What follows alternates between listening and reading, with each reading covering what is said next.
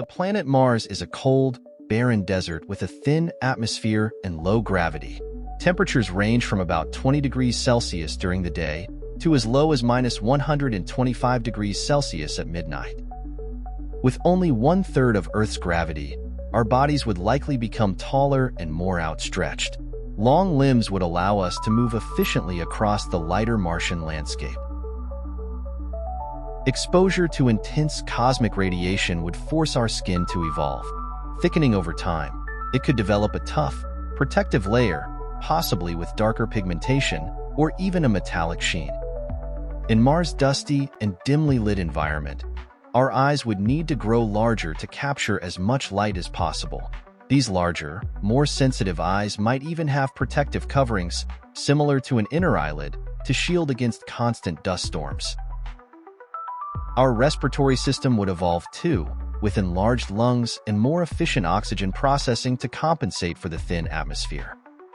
With lower gravity, our muscles and bones would change as well. Over generations, our muscles might weaken. We would evolve new structural adaptations to maintain strength and mobility. Perhaps lighter, but more resilient bone structures, able to support us without the heavy pull of Earth's gravity. While our physical form changes, so too would our way of life.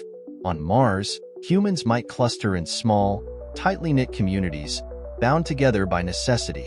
Over generations, these communities would evolve to survive in isolation, relying heavily on cooperation and shared resources.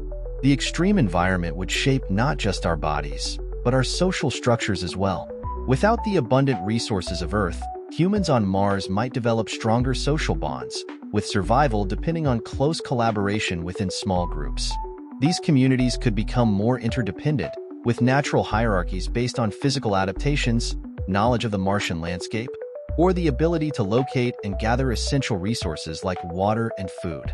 Over time, the human diet would adapt to the limited resources available. Efficient digestive systems, capable of processing nutrients from hardy plants or fungi that thrive in Mars caves, would reduce the need for constant food sources.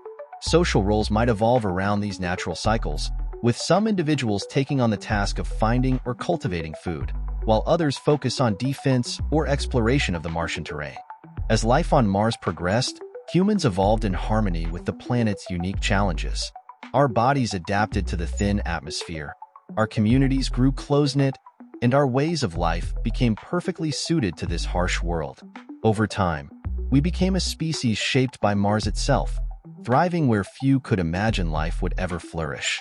Thanks for watching, and I'll see you next time.